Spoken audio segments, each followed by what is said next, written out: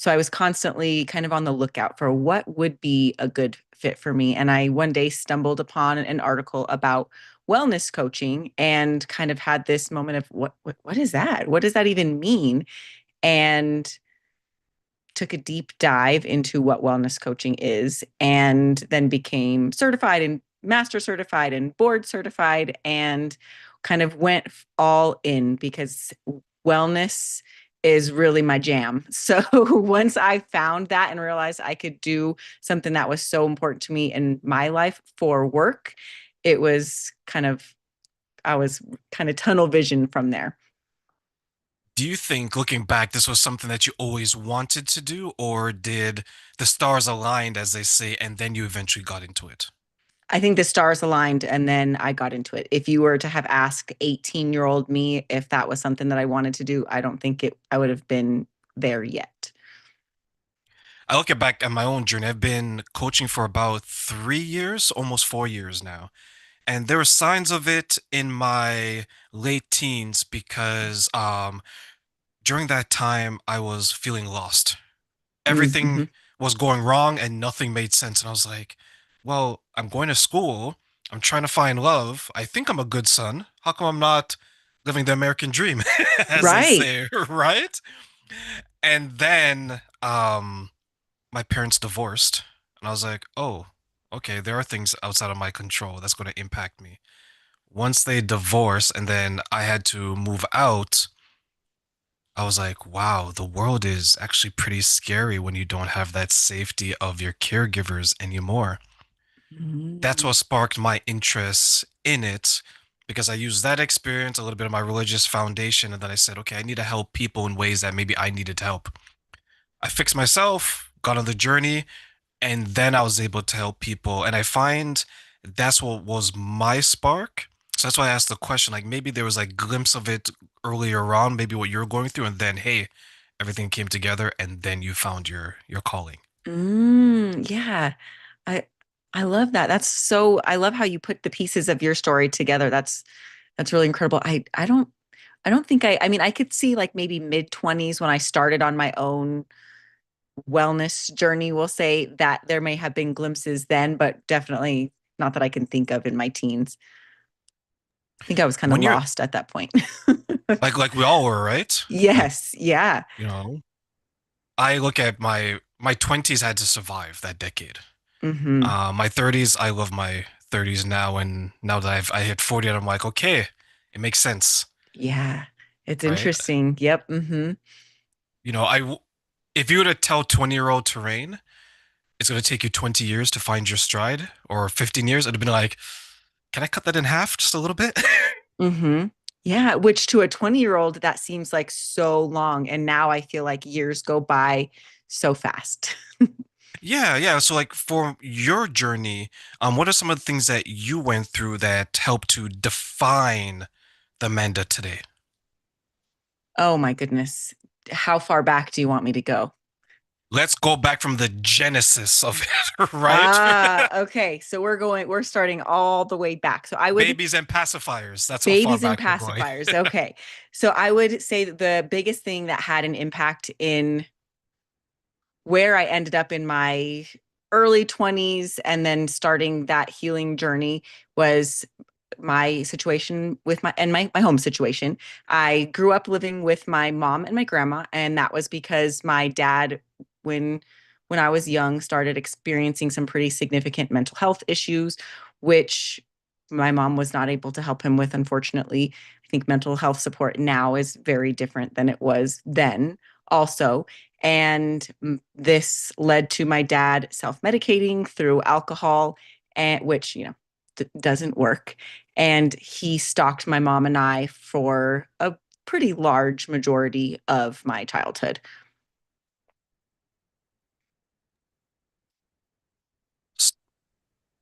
I'm trying to ask this question, but my brain is going really quickly when I'm about to ask it. So when you say stalk, Hmm. what exactly was happening during that time, just for those who may have a different perception of stalking? Yes. So it's interesting that you say that because I always feel like when I think about it, I'm like, I don't know that I was actually stalking, but legally, when they were in and out of court and everything, that's what it was, what he was being prosecuted for is stalking. So when we had a restraining order against him, he lived right outside. He was actually homeless, but he always stayed right outside of the restraining order boundaries, which could have just been because we lived in an area where that's, that spot right outside of the restraining order distance is a common place where there's a lot of homelessness. Could have been because he was choosing to stay nearby. I'm not sure. But on a day to day, it looked like nonstop calls, call, leave a voicemail, hang up, call right back, leave a voicemail, hang up. It was sometimes showing up in the middle of the night. It was just kind of, even though he wasn't in the home, always there in some way or another because of his constant presence, and that he might start out nicer, like I just want to talk to you. And by the end of the day, when he'd had more to drink, then it was not as pleasant phone calls, a lot more slurring. He had bipolar and paranoid personality disorder, so that he had experienced a lot of paranoia, which was something that we would hear about a lot, or I would hear about a lot when I did talk to him, was there was always somebody or something that was out to get him. So, he would tell me the KKK was coming, the mafia, somebody did something that gave him AIDS. There was, you name it, it was happening to him. And he had to tell me about it before, who know, whatever, the imminent danger arrived. But it was just a constant thing of, and if this is back in the day when your voicemail is on a recorder on your counter. So, you could hear the recordings happening. And it was, yeah, there was a constant fear of, is he going to show up today? Am I going to see him when I'm on my way to school? Just, it always, for me personally, felt like there was the possibility of him popping up, because he did from time to time. Mostly, thankfully, it was the constant phone calls. Looking back, how do you think that impacted you as a child? Hmm. This is a question that I always now find to be interesting, because at the time I felt like it didn't bother me. I mean, teenage me was like, no, this does not bother me. I got this. Now, when I look back, I can see that it did have a huge impact. I had stomach aches a lot, like all the time as a child, which my mom took me to GI doctors and all of these things, and they could never find anything wrong. And then as an adult, I realized, oh, that was anxiety. I was having stomach aches because I was so anxious all of the time. I was afraid a lot of the time. I really had a lot of trouble paying attention in class. It had a really big impact on my childhood. And then into my teens, I can really see how that made my relationships were not the greatest. I think I was drawn to people who were also having had really hectic situations or different situations, and, found myself in a lot of toxic relationships. And there was definitely a lot of impact. That's why I was asking, because sometimes we look back at it through a child's eyes Hmm. and we don't realize how much protection we actually had, or maybe we were just, I'm growing up, life is difficult dealing with all these hormones and my body's changing all these weird ways, Yeah. right? You look at it as an adult, like, oh, that's anxiety. Oh, Yeah. that's stress. Oh, Hmm. the four people that I dated who were similar, oh, that's where I got that from. It reminds me of Yes. that. Was it something like that along those lines? Yes. Yeah. I remember having a clear aha moment where I realized that those stomach aches were anxiety. And they didn't know as much about child mental health as they do now either. And, it makes sense to me. I was able to breathe my stomach aches away. And so now it's like, well, yeah, that's because it wasn't like it was anxiety. It wasn't something going on with my GI. I wasn't having GI problems, or I mean, I was, but because of the anxiety. And then, the same thing with the relationships. I had a very serious boyfriend right after high school that we would fight, we'd break up, he would leave, he would call me 700 times, exaggerated, of course. And in my mind, that's what happens when people are arguing. It's normal that he's showing up in the middle of the night after I've asked him to move out. And it just, I now I would like to think, no, I know now that if that were to happen, I'd be like, whoa, red flag. But at the time, it just felt like how relationships were. I didn't know any different. There's nothing as confusing as high school love, is there? No, man. And I look back and I'm like, I remember telling my mom one day, but I can't live without him. And now I look back and I'm like, you know how much stress that dude caused me? Do you know how many things he was doing wrong to me? And I was thinking I couldn't live without him. Yeah, it's an interesting time. It is. You go from I can't live without them to I'm living better without them. Oh, so much better. Yes. You mentioned mental health back then and what your father was going through, and you also mentioned addiction. Hmm. Um, Addiction, and this is going to be a personal experience I'm going to share. Addiction for me is always something that's a little bit touchy because I've been impacted directly and indirectly by it, Hmm. by people I've either been in a relationship with or just my environment. A little bit different than you. Wasn't in a household, but was always outside of it. When it comes to addiction, what do you think was the impact of seeing someone like your father going through addiction and how maybe it has given you a certain perspective of addiction and its impact on people who are experiencing mental health? That's really interesting. I can definitely see that for me having that such a, I mean, he wasn't in the home, but I was still getting so much of him that I could see what, for me personally, that I did not want to do. So anytime that I became, thought that there might be any, I just knew I didn't want to go there. So I think for me personally, I felt a lot more cautious around drinking, around anything else than I would have had I not seen that. And I think because I saw it in such an extreme way, not only through his behaviors, but through him experiencing homelessness for my entire childhood, well, pretty much my entire childhood, and seeing that so up close and personal because he was just a few blocks away. And then I also feel the so much compassion because I can see, especially looking back now, that he wasn't drinking because he wanted to party. He was drinking because that was the only way he knew even to try to make himself feel better because he felt like, he didn't have any other resources or there was nothing. I kind of try to think about what it was like to be in his head and that being what he felt like was one of his only resources to help that. Although, it didn't. But I think that in his mind, it was helpful for him. I think I spoke to someone who's an addiction counselor, I believe, and she summed it up in an interesting way. She says that train everything leading up to the actual addiction is a choice, right? I Hmm. choose to drink, I choose to do drugs, I choose to womanize, man eater, I guess is a woman's version of that, whatever it is you want to Yeah. call it. And then she said, once they get addicted now, that's where their choices become impaired. Hmm. So, and she said that it shouldn't be used as an excuse for the behavior, especially if they're hurting people close, like you or me or whoever, Right. but understand that they're not fully themselves, but they're still a part of themselves. And that's Right. why I asked you that question, because I know sometimes we can be deeply hurt by someone who's experiencing addiction, but we have to also understand that if they're a bad person and the addiction made them worse, then they're bad people, right? But some Right. people are using it to cope with something.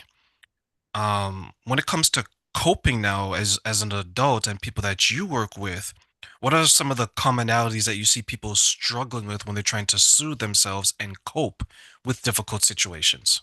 That's interesting because the work that I do is generally once they're kind of out of that crisis mode, but they still haven't quite learned how to just be. So, one of the big things that I see is constantly staying busy, like not giving themselves even 1 second to slow down.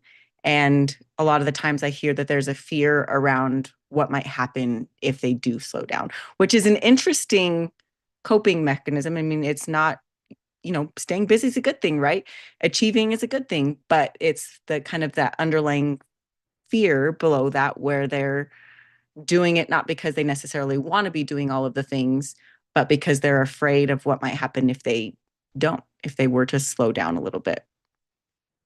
Do you think they fear trusting their own thoughts in that silence when they're slowing down? Absolutely. And I can relate to that one. That was one of the big things for me when before I really learned how to cope better and healed as much as I have at this point. I I was afraid of slowing down or not constantly having input. Walking from just one room to another required a podcast to entertain me on my way there because it wasn't nice inside my head. Would that mean that Amanda at that time, if you were to put her in her house with no sound, it would be hell? Mhm. Oh, yeah. That's like mental breakdown territory at that point in time. Yeah. And now that's one of I love alone time. That's one of the things that is one of my non-negotiables is having time alone every single week. And so I think back of what a difference that is where I can, I don't always, when I'm having alone time, I'm not always in silence, but if I wanted to be, I could be. Where before there would have definitely ended up anxiety attack, like no doubt about it. Running through the house just screaming just so you can hear something? Yes. Yes. Funny, but not funny. But yeah. Well, yeah, you're right because when you look back on it, you're like, I was so silly, and you kind of laugh. But then when you remember the feelings, you're like, it was kind of soothing in a way, right? Having all that noise, all that drama. I remember someone told me that when they're going through the healing journey in a relationship, their partner was struggling with the silence, and to them, because they're comfortable, like to your point, right? They can hear their partner breathing. And Oh, to them, it was driving them crazy because they're yeah. like, why are you breathing so hard? And the person's like, no, I'm not. So what they did was they're holding their breath now. Oh my gosh. Right? And you see when I hear the story, I laugh just like how you did, right? It's like, well, one person's gonna die just so another person has peace, right? And this person's willing Yes. to let this person die. Um, do you see people going to maybe extreme lengths to let go of that part of their identity which is associated with the trauma? In my work, I actually don't really directly deal with the trauma. We're more focused on the growth. So that's not really somewhere that I generally go. It's more of now that they've gotten out of that crisis mode, how can we learn to thrive? Okay, so once they are on that path, then they would come in contact with you and they're thriving. On their way towards thriving. Yeah. Now they've gotten out of crisis mode. They feel like they've done what they need to heal, but they kind of maybe feel a little stuck or stagnant and know that they want to keep that momentum, keep moving forward, keep, or maybe even learn how to better care of themselves in a different way. So what would be some of the obstacles that people would face in maintaining that? They Time is really one of the big ones is time overcommitting, which goes hand in hand with time, and it comes along with that fear of saying no to people. That's a very common one. Is I've been taught to say yes to everything, or I show my value by saying yes to everything. And how do I learn how to not do that anymore? I I'm so surprised how many people are people pleasing, Mm-hmm. right? Yeah. I didn't realize me in my ignorance and maybe even in my arrogance. I'm like, ah, okay, I'm a people pleaser. I thought it was rare Oh, okay. until as I was younger, right? Until I started talking to people, I was like, oh, we all are. But Ah. then I started to think, okay, is it the people around me?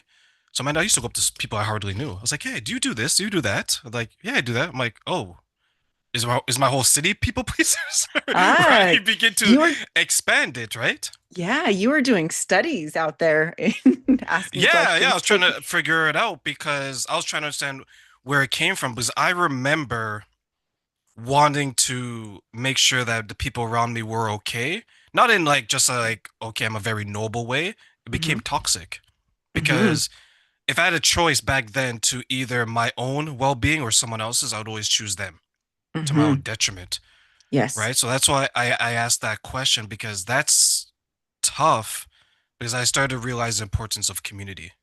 Yeah. I mean, I would say 75% of the women that I work with are doing that, saying yes so much that it's impacting their well-being in a negative way.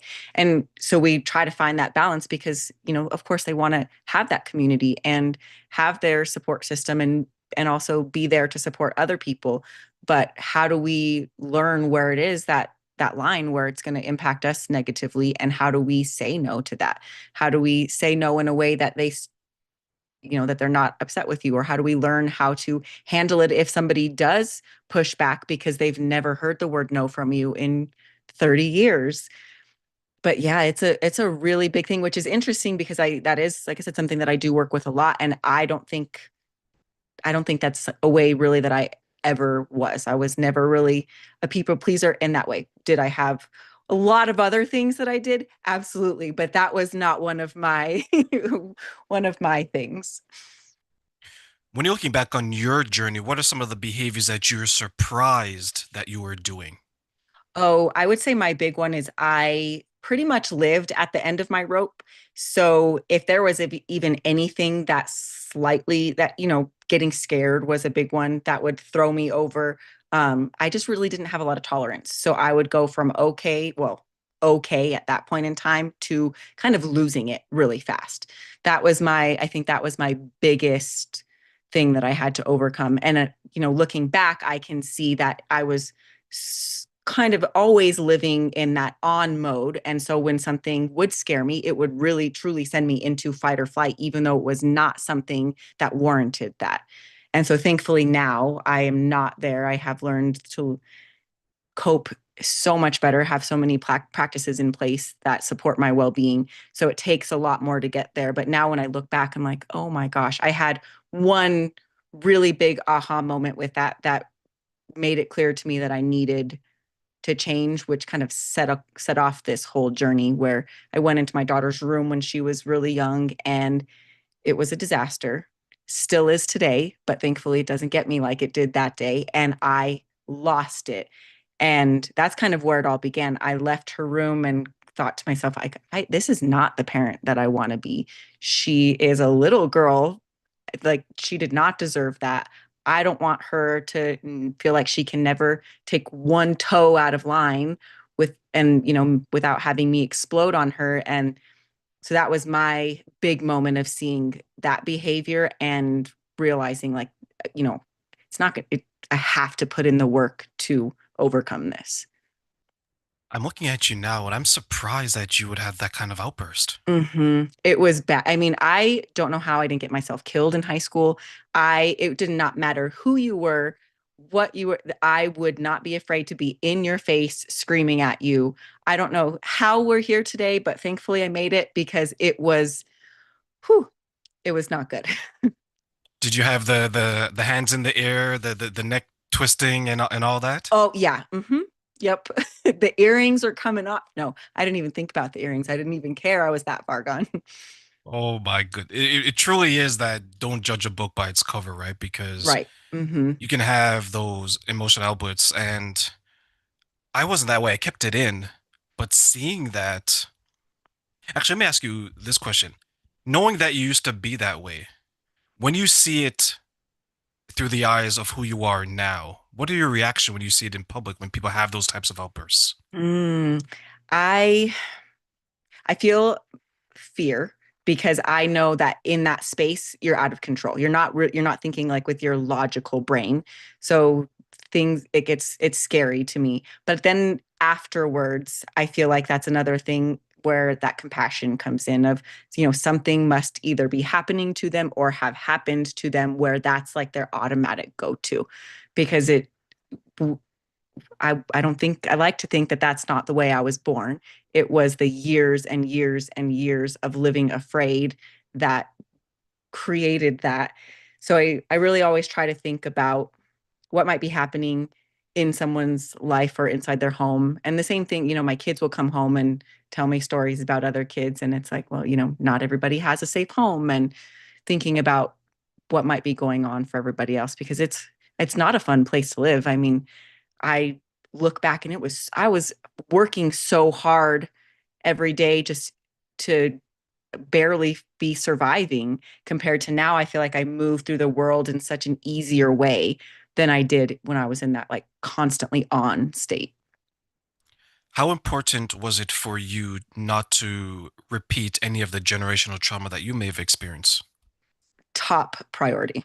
And really, to this day, and it sounds, sometimes it sounds weird, but my well-being is really above all, because I know that my well-being has such an impact on my husband, on my kids, or really how I show up as a wife, how I show up as a mom, how I show up for my clients.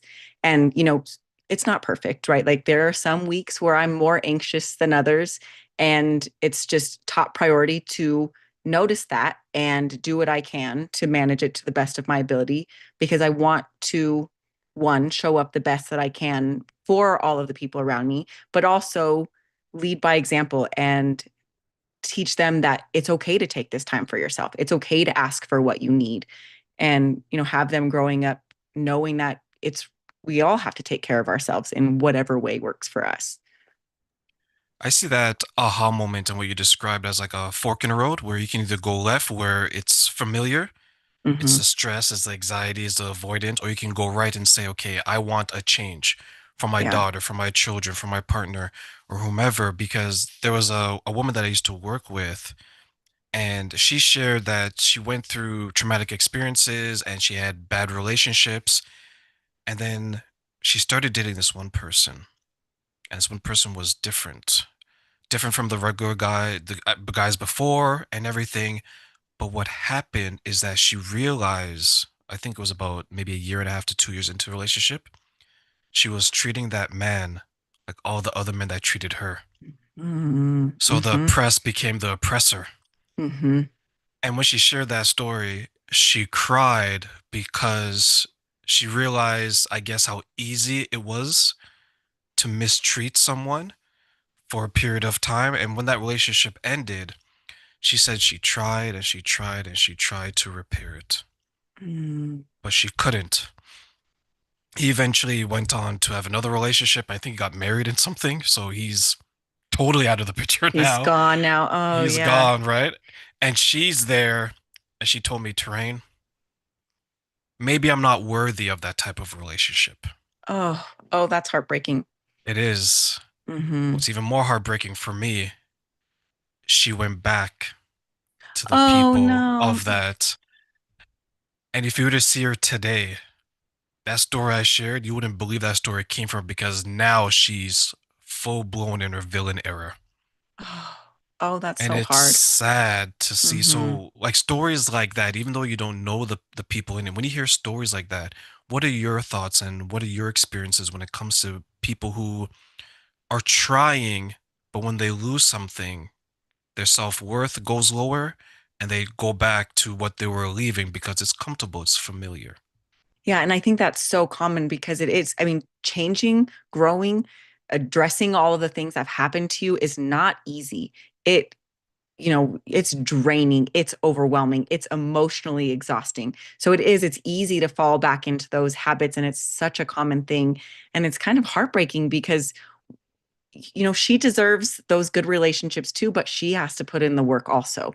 And, I feel like when I started my business and, started getting out and meeting people, I think a lot of people just automatically assumed that I was just like born this way. And it's like, no, this has taken years and years of work and daily intention to maintain it. But yeah, there is really, I like how you said the fork in the road moment. It's you choose the easier familiar, or that kind of like hard, unknown territory. And you just kind of, both ways are hard in different ways. You just kind of pick your battles. It's really hard. How lonely is that journey?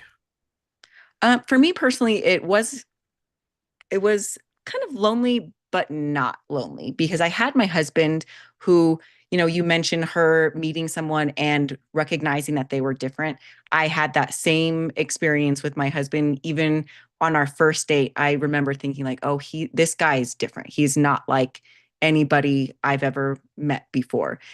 So I had him to talk to about everything that, this at that point, it was my deepest, darkest secrets, right? I didn't like anybody to know anything about my dad or my experiences growing up, or that my awful relationship that I had before him, or, these all these struggles and anxiety. And, there was a point where I was having panic attacks every time I took a shower. And like those were not things that I talked to anybody about. So that felt overwhelming and lonely. But once I got into therapy, I was talking to him about, what I was learning in therapy and all of that. So it wasn't lonely in that way where I felt very safe to share it with him. But then there was this other layer that did feel lonely because my husband has had, thankfully, a very non-eventful life. He didn't have any of that. So it's like, man, I'm over here doing all of this work and I'm still, a little like this where he's just steady and stable and he doesn't have to do any work. So there was kind of like, this kind of doesn't feel fair, but it's so worth it in the end. It's every single minute of work that I've put into it has been worth it. I've always said that you can't force someone to change, but you can inspire them to do so. Mm-hmm. Right. And I Yeah. think like when I hear you talk about your partner, that's what I hear is like this person came into my life maybe when I needed an example of a better life Mhm. or the life that I always thought that I could get, but I couldn't see it because my past experience was blurring my vision. My Yeah. perception was a little bit different, right? When you look at the impact that your partner, your spouse, your husband has had on your life, what are some of the ways that he has impacted you to become or to maintain the Manda that's in front of us today? He has, I think, to be honest, I don't know if any of this would have been possible without him. I've done all the work, but he has given me a space where I felt safe enough to do so, and insurance. But really, truly, the having the safe space where I felt comfortable enough to be vulnerable, to not always have to have my guard up, that was really, I think, game changing for me. And you said, thinking about this life that could have dreamt of, I don't even think in my wildest dreams that I couldn't even imagine having a life or a partner that is so supportive and stable, because I just like didn't even know that that could possibly exist. So we're actually a little less than a week will be our 15-year anniversary. And so I've been doing a lot of reminiscing and I'm like, oh my gosh, when we went on our first date, I could have never dreamt that we would end up where we are and that I would be as well as I am. Just it's one of those things that's kind of beyond your wildest dreams. That's amazing. I think things like that need to be celebrated because you're an example of just because I went through X doesn't mean that I have to stay there. Yes. Right? Hmm. Like what happened to you, what happened around you, it wasn't your responsibility, but you took the responsibility to do everything after that. Yes. Intentional steps. What are some of the ways that we can take intentional steps like the ones you've taken and so many others? Intentional steps, I think, start all around awareness. That's always the big key is, sometimes we might not be ready to even take the steps, but we can start paying attention to what might be going on in our body. Maybe I'm feeling some anxiety start to build up and, maybe my chest is starting to feel heavy, whatever that feels like for you, but bringing that awareness to what's happening. And even if you're not ready to take a step, checking in with what might I need right now? If I were to do something, what might help?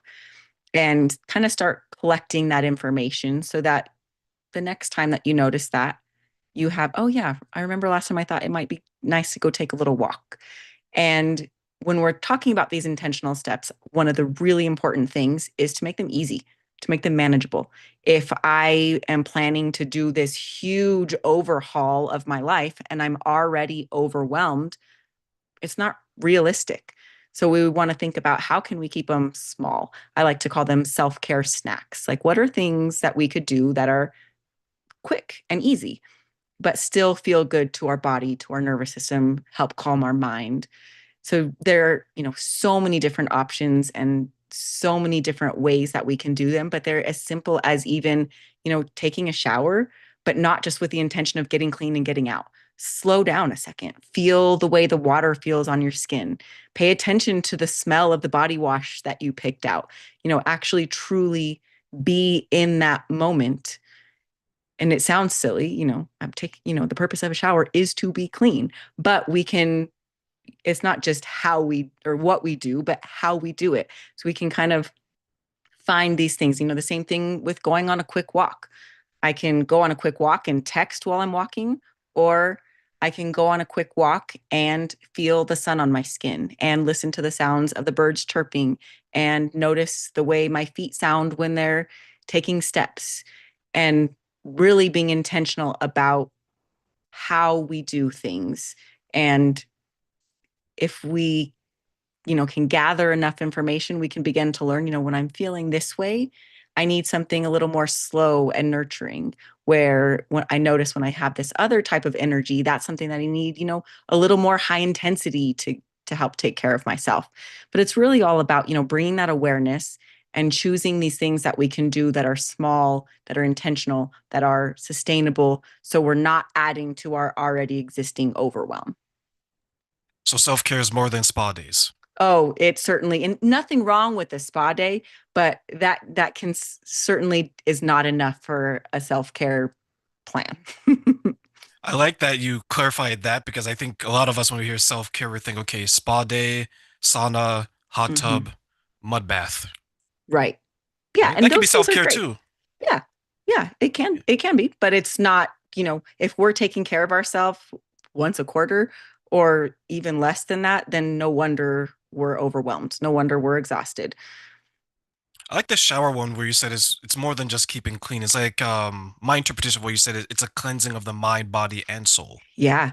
I've had clients that tell me that in their evening shower, they think about everything from their day just kind of washing away, and tomorrow that they can start new. So it's kind of a fun visual. But yeah, how can we make these simple everyday things work in a different way for us?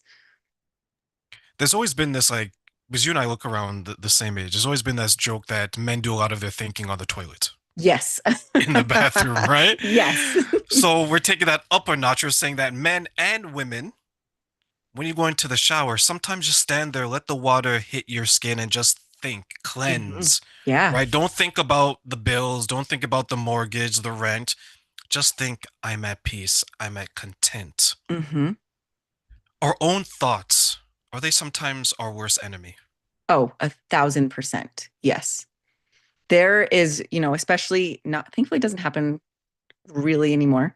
But there was no worse place that I could be than inside of my own head in the past. Absolutely. The things we tell ourselves, the way we treat ourselves, the spirals that we can get into when we make a mistake or when something negative happens. Absolutely. Our thoughts are so important. The way we talk to ourselves kind of sets that precedence. Just like, talking to a friend, if I'm treating them like dirt, are they going to like them? Are they going to like me? No.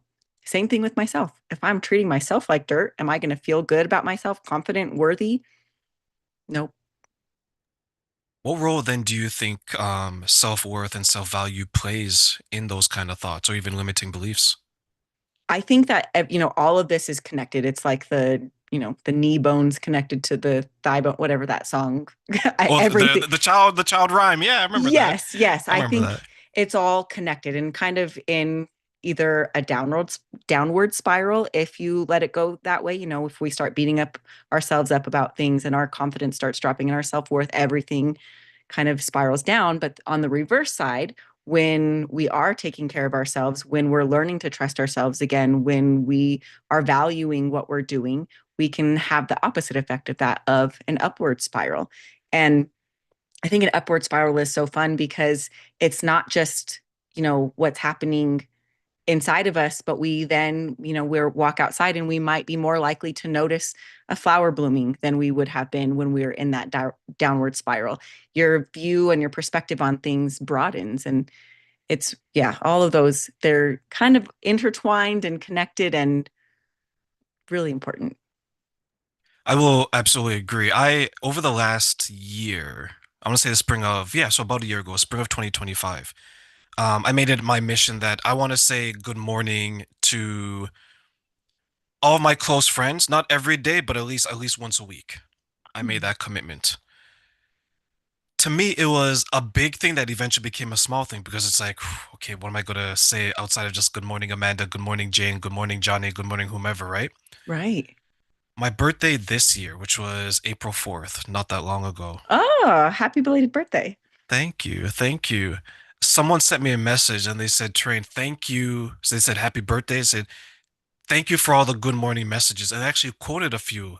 And I sat back and I was like, here's sometimes you think what you're doing is small, but people remember it and people acknowledge it. They may not say it at that moment, they may not say it that month, but they do remember it. For you, as you're helping people along the way and you get them in that middle, right? Where they're leaving behind, they want to start thriving, but they're in that messy middle, as people would say, right? Hmm. What are some of the reminders that they can tell themselves that they are on the right path to continue going and to build themselves up and empower them? I want to start by going back to what you just said about the good morning messages. That is such, though I would actually consider that a self-care snack too. One of those little easy, you're being intentional, you're reaching out, and that's a really fun one because it social connection is another thing that's really helpful when it comes to taking care of ourselves. And you're not only reaching out, that social connection isn't only supporting you, but it's then also reminding your close friends that you're thinking about them. And that's, I really love that. I might borrow that from, It's share that yours. You one. have it, Amanda. Go ahead. Oh, I'm so glad that you shared that with me. And then you were saying, so what about the messy middle? Let's see. No, I don't remember what you. Yeah, about the messy middle and how those who are on the path to thriving can continue to empower themselves on a daily basis. What can they do? The celebrating the small wins. That's a really big one. We tend to, once we accomplish something or hit that goal or do what we want to do, it's automatically, okay, what's next? Without really stopping to think about what we just did. Would past Amanda have done that? Would probably not. Starting to recognize these steps that we're taking, how what we've accomplished, what we've overcome, and that helps us to build that trust within ourselves of, oh yeah, I said I was going to do that and I did it. That's right. I can do hard things or even, I can be consistent. And really that taking that time for reflection. It doesn't have to be like this big overwhelming thing, but just, spending 5-10 minutes at the end of the week looking back. What went well this week? What do I want to continue doing this week? And kind of keeping that same thing with the awareness going forward. What would I like to do differently? And how can I plan for that this upcoming week? For those who may overcomplicate things, right? They make it this grandiose, the good morning message. Oh, what am I going to say? What's the timing that I should do it, right? They just make it bigger than it is. How can we help them to keep it simple and celebrate the small wins?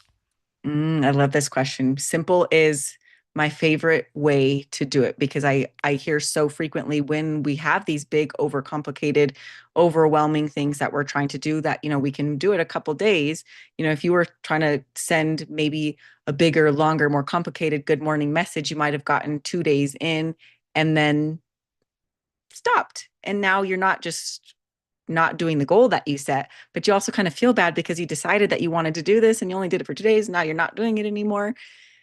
So when we kind of take a step back, it doesn't mean we can't have big goals and big plans, but how can we break it down into steps? I don't have to get all the way to the end today.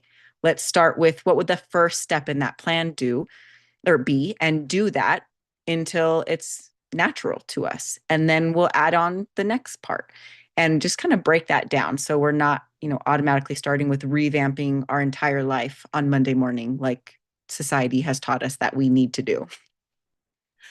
For those who experience that kind of slip up and their confidence may waver, how can we help them to rebuild it and to maintain strong confidence?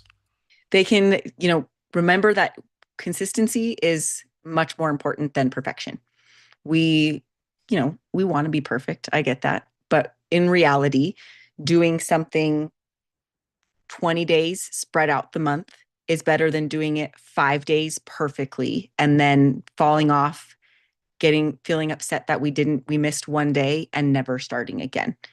It's really the not the perfection that we're aiming for, but it's the consistency. And when we can use that same tool of the check in of reminding ourselves when we did accomplish those things and working with our strengths. If if we set a goal that isn't aligned with our strengths, then it's not likely that it's going to happen. So we can think about, what was a time in the past that I set a goal that I was successful? What were the strengths that I used to accomplish that goal? Who are my support system, or who could they be today? What what do I need? Do I have everything that I need to make this happen? And make sure that we're going into something prepared, but also using the strengths that we have and what works for us. I wish there was a one size fits all solution for everybody, but there's not. So a lot of the times I'll hear people saying like, "Well, I've been trying to do this routine I saw on Instagram, but it requires that I get up at 4 a.m. and do 3 hours." And it's like, okay, yeah, you have 5 kids. You having an uninterrupted 4 a.m. to 9 a.m. is not likely. So let's, you know, plan realistically, thinking about your life, your strengths, the things that you like or the things that you don't like, and make our plans that way, not trying to fit into any mold of something that we think we should be doing or shouldn't be doing.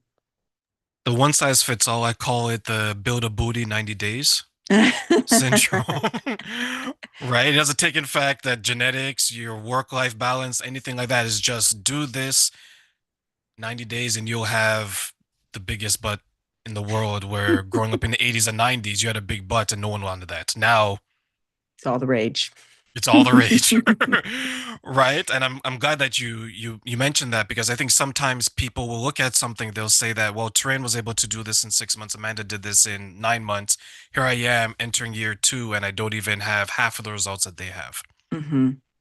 Comparison is such a thief of joy, and I wish less people did it, but I get it because no one wants to get left behind, right? It's like that last person being picked on the volleyball team. You Oh, don't the want to be worst that feeling. guy, Yeah.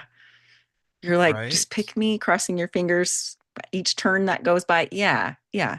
But it Yeah. does. It seals not just our joy, but our ability to make change. If we're constantly comparing to other people, it kind of helps us to stay stuck. It's not a lot of the time motivating.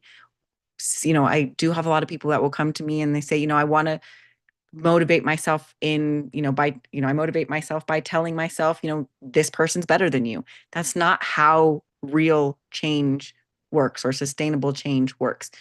There are so many studies that show we are more likely to sustain our change when we are working towards something instead of running away from something. So that comparison falls into that same trap of we're focusing on the negative there instead of what we could become. It's like the person that always needs a competition or a competitor. Right. I need to be better. My dad, my mom. Okay, when your mom and dad leaves, my uncle, my aunt, when they leave, the neighbor down the street, you're always chasing someone, and these people probably don't even know that you're doing it because Mm, they're right. they're living their life, right? Like how much of a trap is that for people to get caught up in the competition or even comparing themselves to others, especially as they're caught in that middle and you don't want them to fall off? It's a really big trap. And it's not even, there's a lot of that comparison and catching up. But then we also have been trained to think that these like 30-day challenges, 60-day challenges, 75-day challenges are the only way to do things. And a lot of the times those aren't sustainable, which is why they're like kind of fast and furious.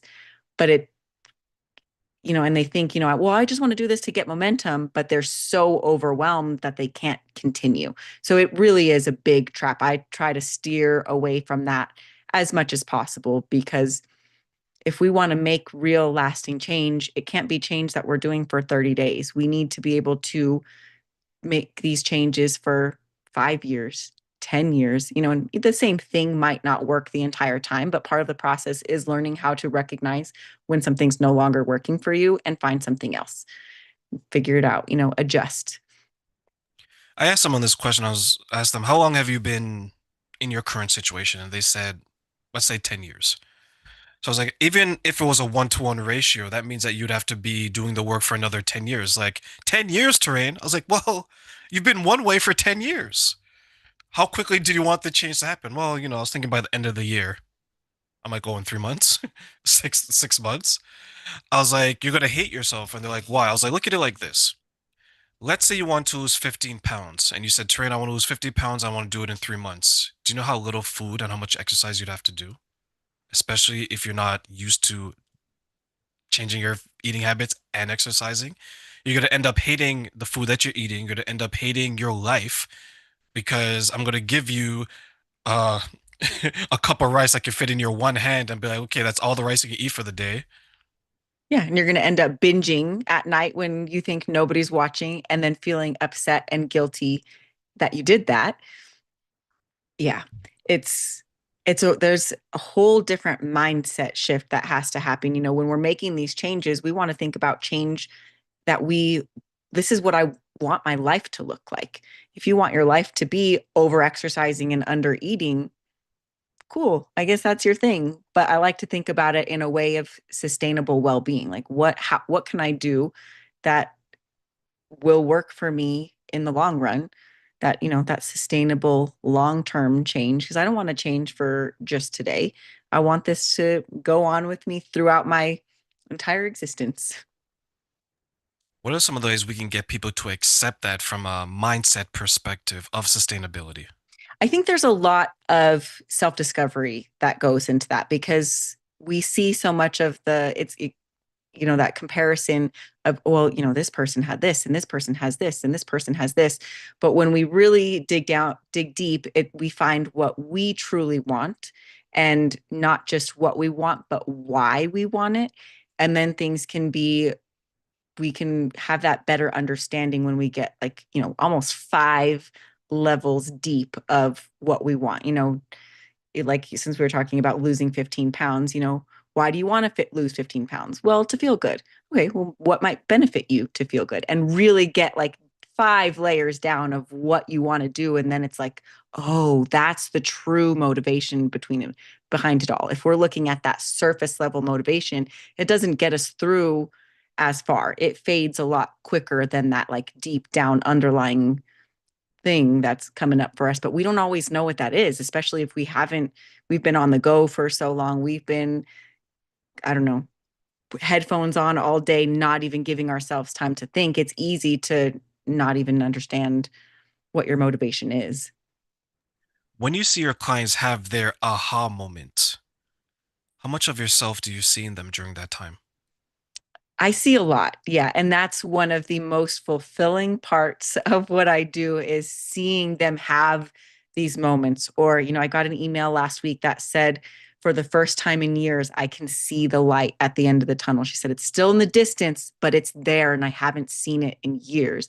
And those moments, it's like, oh, I know where you are right now. And this place is hard because there's still a lot of work to do.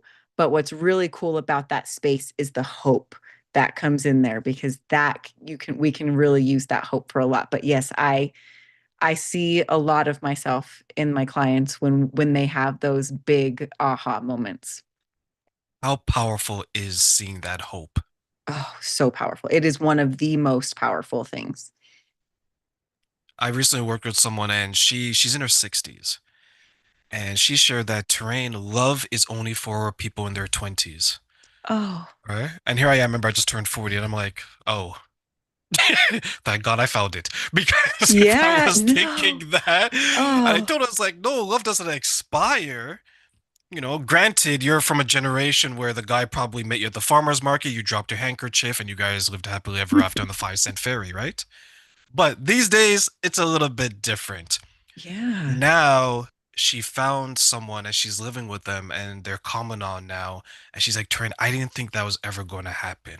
Oh, And I was like, you didn't think it was going to happen, but that didn't stop you from doing the work. So when we talk about celebrating and what we see in our clients, I felt so happy for her because I know how far she's come. It's taken 4 years that I was working with her, but considering everything that she's gone through, I think that's absolutely amazing because sometimes we don't get to see that. Hmm. Sometimes people don't get to hear it, but I think sharing it is so important. When you see success stories, how important is it for you to climb the mountaintop and say, "Hey, this is a success story that I want to share with everyone in town that can listen to." How important is it to share those stories? I think it's really important because not just for the person, I mean, of course, their success is hugely important, but it spreads that hope that other people see, oh, this person did it, I can do that too.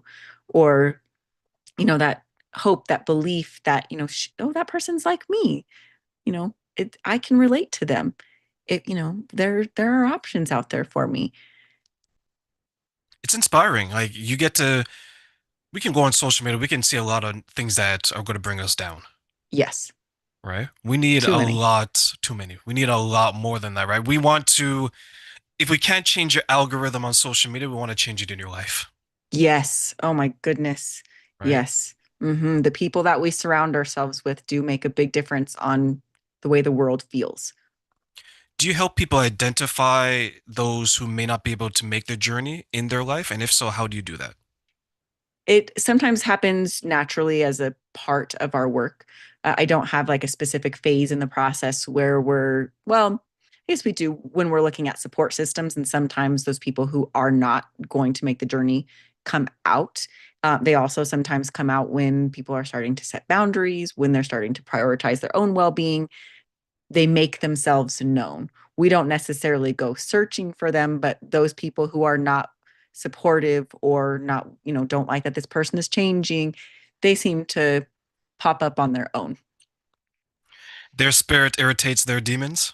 Yeah, it's like interesting. Like and people will start to notice, I noticed that every time I had someone who was going to a new class, and every time that she was going, her husband would have an emergency that he needed her for. It's like, hmm, interesting. We start to see patterns and behaviors, and we'll talk about that. Yeah. Yeah, there's always a family member that it gets sick around that time. Yep. It's like, Seen oh, that one too. you have 10 cousins? I thought you only had five. Yeah. It's interesting how the people around us, they don't necessarily change. It's our perception of them that changes, Mm-hmm. right? And I think people sometimes confuse the two. It wasn't like this person all of a sudden became this monster. Maybe they did. Sometimes they do because they see that you're changing and you're pulling away and you may be Hmm. going in a different direction. And no one wants to be abandoned, Right. right? Um, but if you're doing it for yourself, then you'll be creating boundaries. And boundaries, and I'll get your put on this, seems to be difficult for some people, not only to create, but to maintain. How Hmm. can we help people create and maintain boundaries? I think that comes down to thinking about what's important to you. What things in your life are there that you want to protect or need to protect? And how can we set these in a realistic way? How can we enforce them in a realistic way? Of course, communicating them with them first so someone's not caught totally off guard, like, whoa, I didn't even know this boundary was there. And all of a sudden you're telling me that I'm crossing it. But there, in going back to that everything is connected thing, when we're digging deeper, we're finding those things that are important to us. And when finding those things that are important to us, we're learning about what areas of our lives that we need to change or protect or experiment with, and setting boundaries around that. And it's really hard. I'm trying to think of like a specific example where we could do it, but my brain's not wanting to right now. But yeah, it's a case by case on each boundary and maintaining the boundary, but really the consistency of, if I'm going to set this boundary today, I can't let you slip on it tomorrow and then set it again by Sunday. We have to maintain that consistency. So when we're setting it, it's important to really think through, is this something that I can maintain? What are the consequences of my boundary being violated? Am I comfortable communicating that with the person, or how can I do that comfortably? But boundaries are really a tricky thing, especially because a lot of us were not taught how to set boundaries, especially with the people pleasing. It's a yes, yes, yes, yes, yes, whatever you need, and then starting to say no.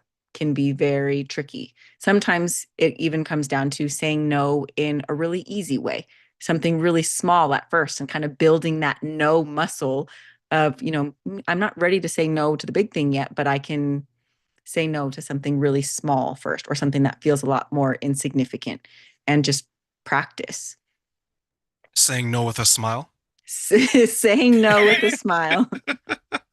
Because no is a complete sentence. I think some No people is. forget that it is, Yep. right? And boundaries, I try to share with people that boundaries is for you. It's not necessarily for the other person. You want to Hmm. protect your well-being. Yeah. And Amanda, let me ask you one final question before I let you go. I want to give you three wishes for this question. Ooh. Okay. Okay. 3 wishes. Aladdin's genie lamp. You can't wish All for more right. money. Okay. Happiness, you already have it, so there's no need to wish for Got that. it. So, what are three things you wish people knew about the benefits of empowerment and why? Ooh, that is such a good question. 3 things that I wish people knew about the benefit of empowerment and why. Hmm. I wish that they knew how worth it that it is. Because I think a lot of the times people don't opt to do the things that could help them to build their empowerment because they think it might not be worth the work, or they aren't worth the work. So, not just how worth it is, but how worth it they are. I wish people knew, could have like a little glance of what it felt like in their body, because there is a physical feeling as well that I think is really hard to capture, that if you haven't experienced it before. But the feeling of being empowered, not just in your mind, but like the way you can truly feel it in your body. And I wish that people knew it's easy to share. We can empower each other and build the community